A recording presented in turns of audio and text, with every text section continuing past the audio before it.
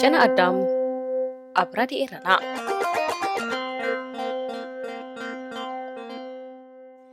ከመይ ትቕንዩ ክቡራት ተኸታተልትና ወይኒ ሱሌማኒ ናይ ሎሚ ትሕዝቶ መደብ ጨና ኣዳም ሲዒቡ ክቐርብ እዩ። ናይ ሎሚ ርእስትና ናይ ግዳይነት ስምዒት ትብል እዩ። ክሳብ ፍጻመ መደብ ክትከታተሉ ደጊመ ብኽብሪ ይዕድመኩም። ሰናይ ምክትታል። እዚ ድምፂ ራድዮ ኤረና እዩ።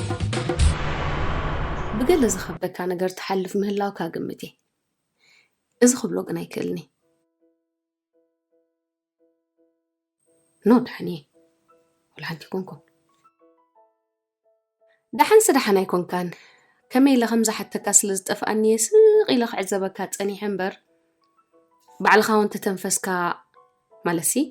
ባዕልኻ እውን ክተተንፍስ ትደሊ ትኸውን ኢለ ናፅነት ክበካ ኢለ እምበር ነዊሕ ተዓዚበካ ኖ ሓንቲ ኮንኩን ካብዮም ጭከየ ዝዘረባ ዳሓን ኣይኮንካን ከተዕለሉ ዘይደሊ ነገር ደኣ ክሳብ ክንደይ ከቢድ ኮይኑ ይበጃኻ ኖ ዳሓን እየ ካብ ማዓስተ ንስኻ ከተሸቓሉ ኮንካ ኩልና በብናይ ባዕልና ገድሊ ናይ ህይወት ናሓልፍ ምህላውና ኮፍሉጥ እንድዩ ከም ዝኾነ ሰብ ማለት እዩ ከም ዝኾነ ሰብ ኩላዛ መሬት ኣብሪሃ ዘብዘብ ክትብል ንሪኣ ኣዳም ብመዓት ሓጎፅጎፅን ገድልን እያ ትሓልፍ ናይ ገሊኡ ግን ብዓይነቱ ፍሉይን ከቢድን እዩ ስለዚ መኻፈልቲ ግድን ክረኽብሉ ኣለዎም ተዘይኮይኑ ከመይ ዝበሉ ሰባት ክዕኑ ዝኽእል ሰበብ እዩ ዘለዎ ጭንቀት ኖ ዳሓን ቦነት ካብ ሰበይ ዝፍለኻ እንታይ ክጎንፈኒ ኢኻ ጎንፈካ እምበር ኩሉ ግዜ ኣብ ከባቢኻ ናይ ካልኦት ቃንዛ ክትፍውስ ድሕር ካብ ዘይብሉ ሰባት ኢኻ ነቲ ክትሕግዝ ነቲ ከም ዝተሰሚዕዎ ኣሎ ክትብል ክትዕዘብ መዓት ኢኻ ኣብ ናይ ብዙሓት ሰባት ሽግር ኢድካ እቲኻ ክትሕግዝ ርኤካ እዚ ባህሪ እዚ ኣጋጋይ መብዛሕትኡ እዋን ብደገ ንዝርኢ ሰብ ንስኻ እውን ትሽገር ወይ እውን ጎኒ ትደሊ ዘይክመስል ይኽእል እዩ ብኸምኡ እየ እኮ ከይረኣኽዎ ክንደይ ገይረ ዝብዕንተኻ ዝንበብ ዘሎ ቃንዛ እመነኒ ዳሓን እየ ዓቕሚ ነብሰይ እዩ ከም ዝኾነ ኤርትራዊ ከም ዝኾነ ንወለዶ ዝተሰጋገረ ትራማን ፀቕጥን ዘለዎ ዘርኢ ዝፀውር ወዲ ሰብ ከም ዝኾነ ሰብ ድሓር ከዓ ኣብ ገሊኡ ፅውር ኣቢልካዮ ምሕላፍ መድረር ኢኻ እዩ መትረር ኢኻ ኣሎ መጥፊእኻ ድማ ኣሎ ሰብ ትደልየሉ ቃንዛ ከዓ ኣሎ ሰብ ዘሳኽም ሰማዒ ወላ በቃ ሰማዒ ኣርግፍ ተብለሉ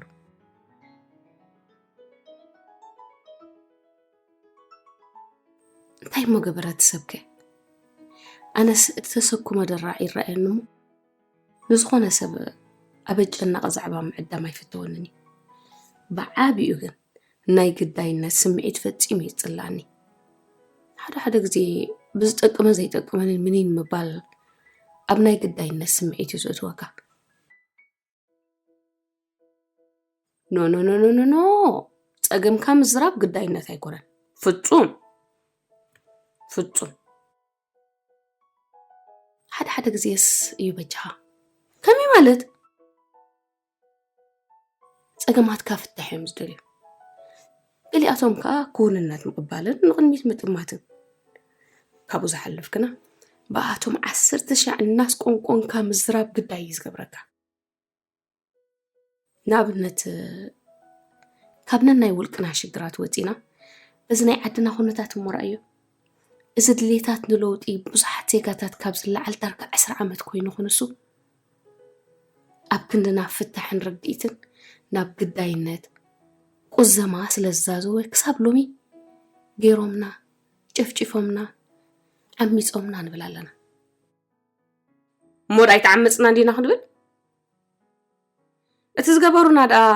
መዓስከ ክንዛረበሉ ጀሚርና መስለካ እዚ ዝንገር ዘሎ ተኣዝዩ ውሕድ እዩ መንጋር ወፃዕታትና ገና ከይተጀመረ ከቢድካ ኖ ሓደ ዝተዓመፀ ሰብ ይኹን ሕብረተሰብ ን20 ዓመት ጨፍጭፎምኒ ኣጥፊኦምኒ ከምዚ ከምቲ ደጊሞምኒ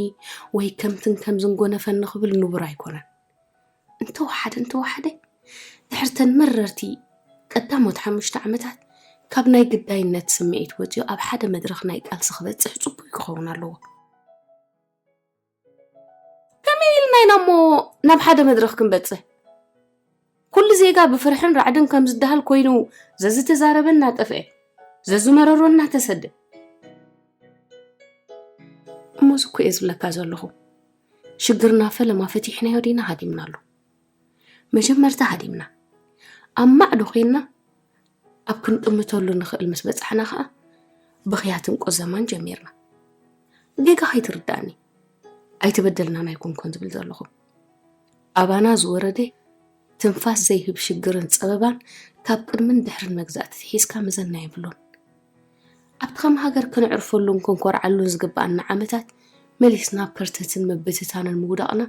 ስይኹም ትራ ኣይኮነን። ኣነ ዝብል ዘለኹ ግን ካብቲ ኩነታትና ክንቅይር ዝተቓለስናዮ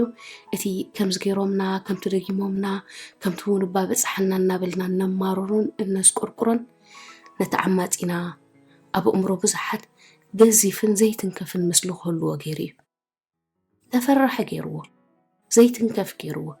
ዘይሰዓር ገይርዎ። ስለዚ ተቓሊስና ከምዘይንዕወት ዝእንፍት ናይ ግዳይነት ስምዒት ንባዕልና ሳሲና ነቲ ካባና ዝንእስ ወለዶ እውን ኣብ ምትሕልላፍ ኢና ንዓይ ዘለና ዝብል ርድኢት ኣለኒ። ኣበይ ዘሎ ቃልሲኻ? መን እዩ ድሕሪ ዝኩሉ ምብትታንን ህልቂት ባሕርን ተመሊሱ ቃልሲ ክፅምበር? ስምዓኒ ሓቂ ዘረባ ኤርትራዊ ብረት ኣልዒልካ ንሓድሕድካ ምውጋእ ሰብ ምኽሳር ወገንካ ምጥፋእ ኣድኪምዎ እዩ። እዚታት ከዓ ከም ዝበልካዮ ግዳይ ምዃና ምሪፅዎ ክኸውን ይኽእል ይበጃኻ።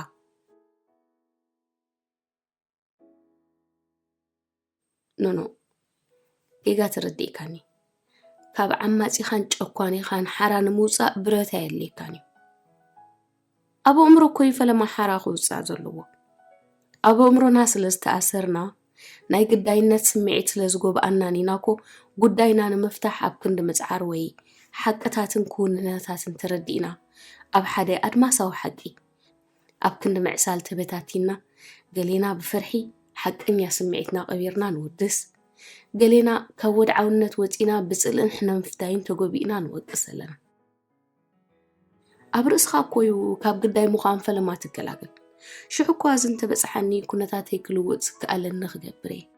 መንፈሰይ ዝሰብር ባህረይ ክቕይር ክሳብ ዝገብር መታን ከይጉዳእ ክማወት እየ። ኣነ ግዳይ ኣይኮንኩን ውፃእ መዓት እምበር ዝብል መንፈስ መብዛሕትና ስለ ዝተቐትሎ ኮይና ተሳዒርና ዘለና ፋሕጭንግራሕ ከኣቲና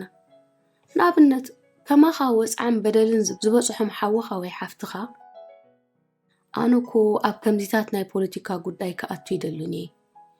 ዝበሉኒ ገይረ ንዓደይ ክመላለስ እየ ዝበሉኒ ገይረ ኣብ ዳሳቶም ክእከብ እየ ኢሉ ምስ ዓማፂኡ እንተወገነ ወይ እንተወገነት ኣሚኑ ወይ ኣሚና ረድያ ወይ ረድዩ ፈትዩ ወይ ፈትያ ኣይኮነን። ግዳያት እዮም ግዳያ ግዳዩ ፍርሒ ነቲ ክቕበልዎ ዘይግብኦም ወፅዓ ከም ዝቕበልዎ ስለ ዝገበሮም ግዳይ ምዃኖም ስለ ዝኣመኑ ዝልውጥዎ ነገር ከም ዘይብሎም ኣሚኖም ኣብ ዳሳት ዓማፂኦም ተረኺቦም ነቶም ኩሎም ብሰንኪ ምሕደራ ዝስርዓት ዝጠፍኡ ዝተበታተኑ ዝረኣየ ዓይኒ ይብራህ ዝበሃለሎም ዘሎ ካብ ባሕሪ ገና ዝዝቆቑ ዘለዎ ኣሕዋቶም ረሲዖም ንጭርሖታት እቲ ህዝቢ ክመርሕን ክጓስን ዝግብኦ ግና ከም ዝኾይናዮ ዘለና ክንከውን ዝገበረ መንግስቲ ዝደግሙ ዘለዉ ግዳይነት ሓደገኛ እዩ። ወላ ምስሉ ይኩ እዩ ዝገብረካ ምን ይንሕማሚ ስነ ኣእምራዊ ልምሰት የስዕበልና። ግዳይነት ዘፍራሐኒ ስምዒት እዩ። ኣመና ዘፍራሐኒ ስምዒት እዩ። ሓንሳብ ምስ ኣተወካ ዘይወፅእ ስለ ዝመስለኒ ወላብቲ ናይ ወልቀይ ጉዳያት ቁስለይ ጀኒነ ካብቲ ዝወደቕክዎ ሓመለይ ነጊፈ መተሳእ ጥራይ ትፍታሕ። ነቲ ምሳያት ተሓሒዝካ ቀዲምካ ዝበልካዮን ዝቐፀለ ዛዕባ ዝርርብና ናምልኪተ ትርጉም ክትረኽበሉ ትኽእል ገለ ነገር ዝርዳእካ ኢለ ክኸውን ተስፋ ገብር። ስብከት እኮ ጥዒሙ መንጎሲ ኣኽለካ ይትብለንን ዝገደፍካለይ ዘይብልካ أي بزحت أمنا زحسو بقدايات هالعيلكان دي عند بالكاني بيت كهنات سجرم مقلقل كيانيركا كسيرو مغا بن اشتغى أتي غانيركا تتغونسي كده كابي زمز أسن سرعة لبونا أقل منفساوي بيتات مغانكو وتبعتن صريتن يحددي أبيكم كوليل كان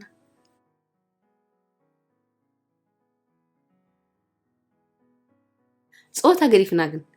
إذا قداينت ناي مخان سمعت كيت فأنا أبو أمرونا نبايتا ناي كن عوتني ناز بلكي بزح تفتياتن الله أبصر خبنا لوسك خير الساعنا نعمق الناس فحيا زيت لو تنقاسي أمون قنان أبحد حدناني خجمر زلو نعين حوخا شقر كام كفالقن قداي قبركاني نساء دقيم كحسب الله أبتاني حفاشي تسمامي عنبر أبتاني ولكناي تسمام معكم أعينتخا أفكا خي كفتكا بزح يمزولو زلو ولا تقيمني موتكو أيكرمني قلت زول قالات زي ولا غير كاندو وزا غير كاندو علني أمانني كتتنفسيخا أنا نزعل لك خلوني نيوت بخالة أنقل كتلمتاز قبركا نقرون تسمعت خون ما نفلت بين خا مخانقن بين خايو أبر إسخايو غناب كبابي خا بين خا زي مخان نعاي زي قداي مخان بوني تزبلكا نعاي زي قداي مخان أبتان حبرة السبنات ملكت بزعبا قداي نزبل كياقن مسخانوخ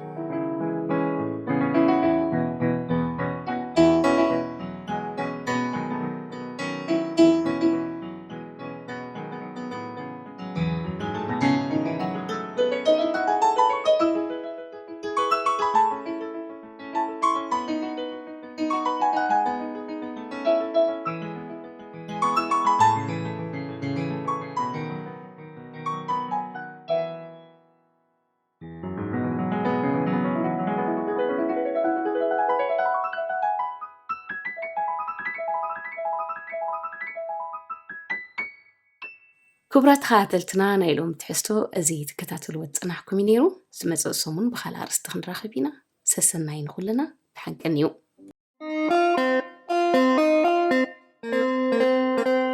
جنا أدام أبرادي إيرانا